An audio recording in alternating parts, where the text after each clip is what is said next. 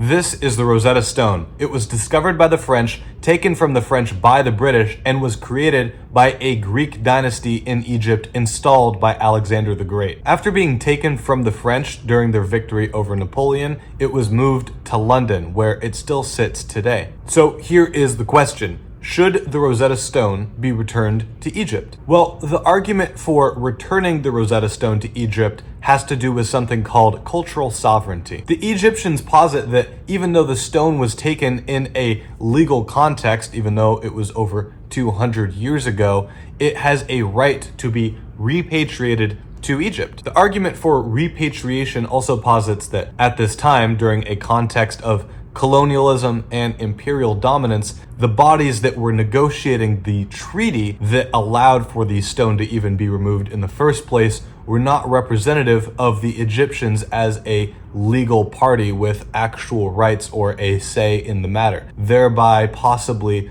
nullifying the original legal agreement. They say that keeping the stone in London is evidence of a lack of respect for cultural sovereignty, which the Egyptians feel is being infringed upon because they regard the stone as an integral part of their national history. This is in contrast to the British Museum's assertion. They say that they are a museum of humanity and that the Rosetta Stone belongs to humanity, and they're providing accessibility for it because their museum is open to all. The UK takes a more utilitarian approach away from the ethics-based argument that the Egyptians make. Historically, the British Museum has kept the Rosetta Stone safe and in really good condition.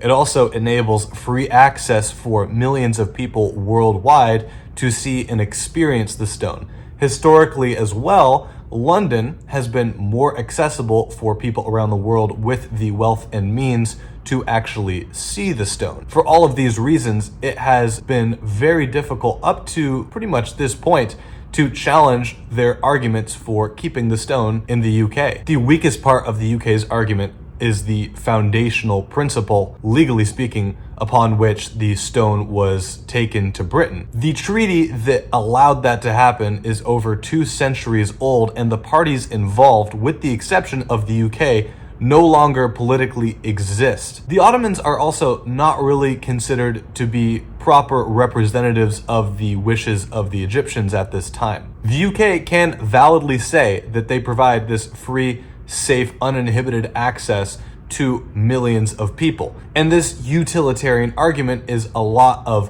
what allows the stone to be respected in its current spot. The problem for them is the degree to which that argument is respected is declining. And a lot of it has to do with the dynamic changes of history. I mean, today, Egypt is a modern nation, and they have proven that they can have robust institutions which preserve and protect and provide access to historical artifacts. A great example of this is the Grand Egyptian Museum. But if we'd like to get a little bit more realistic or even cynical about this, a lot of the reason that the stone will and has remained in the UK is for realpolitik reasons. The UK is not just going to say, you know what, you're right, we're just going to give you back this stone, unless there is tremendous public pressure, it stands to gain something from returning the stone, or it stands to lose something from keeping it. The UK would also stand to lose a lot if this stone were to be returned and that repatriation were to become a precedent for the repatriation of countless other archaeological and historical artifacts. Egypt's argument is also fundamentally deconstructionist, which is all the rage in the modern day. And the reason that it's deconstructionist is because it's challenging commonly held historical narratives and is re-examining history. It's also re-examining the historical justifications for why things are the way that they are. And the historical justification for the Rosetta Stone remaining in the UK is definitely being scrutinized. And it's also not a stretch to say that the real problem with the Rosetta Stone is the underpinning argument for why it's there. Its legal justification involved parties that did not fairly represent Egyptians in the eyes of the Egyptians. And it was also acquired in an imperial colonial context, and that's a big no-no today. The UK also can't claim discovery rights.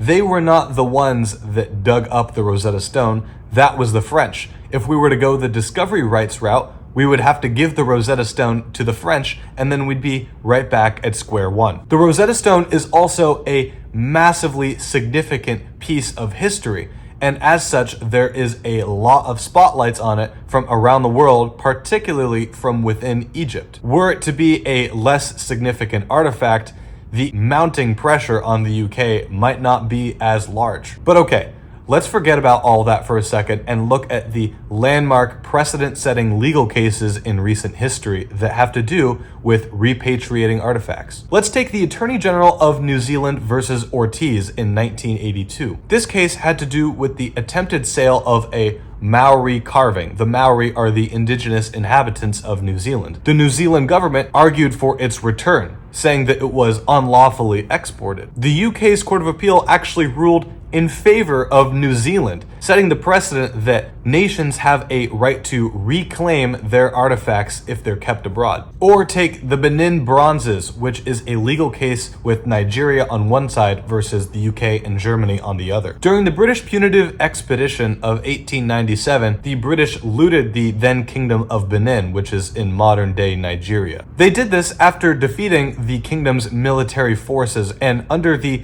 legal context of the time, these were legally okay to take. However, in the modern context, we would call that exploitative. The result has been that some museums in Germany have returned some of the artifacts, and that the British Museum has agreed to return some of them too, but has yet to do so. Or the ongoing legal proceedings between the UK and Greece over the highly controversial Elgin Marbles or Parthenon marbles. These marbles were acquired by Lord Elgin in the 19th century and moved to the UK. At that time, Greece was under Ottoman control. Modern Greece is obviously not under Ottoman control, and because of that, they are claiming that as a sovereign state, they are entitled to have these Greek artifacts returned to Greece. Countries like France and Italy, who are in possession of similar artifacts, have agreed to return them to Greece, but the British Museum has refused, citing that they are safer, better preserved,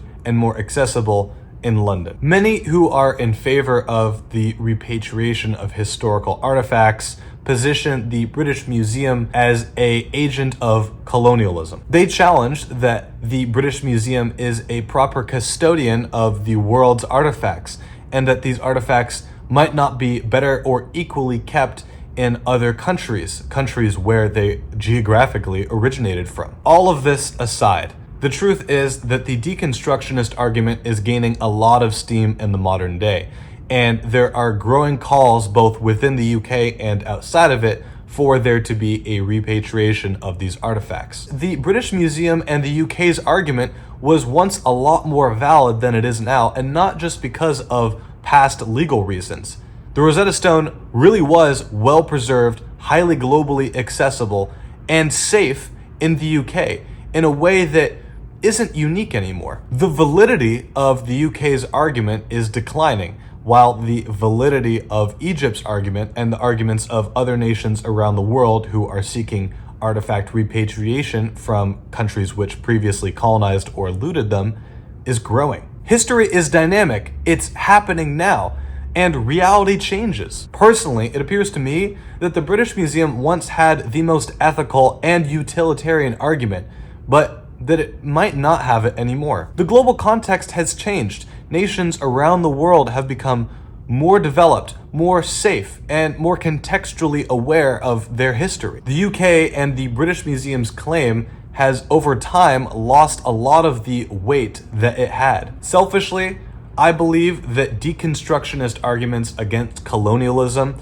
are often more socially or politically performative than they are of substance. But in this case, I can't help but conclude that the strength and ethical integrity of Egypt's claim is growing, while the UK's is shrinking. Really, it's likely that these things will have to be negotiated on a case-by-case basis. Right now, there is a tremendous upheaval of the traditional narrative.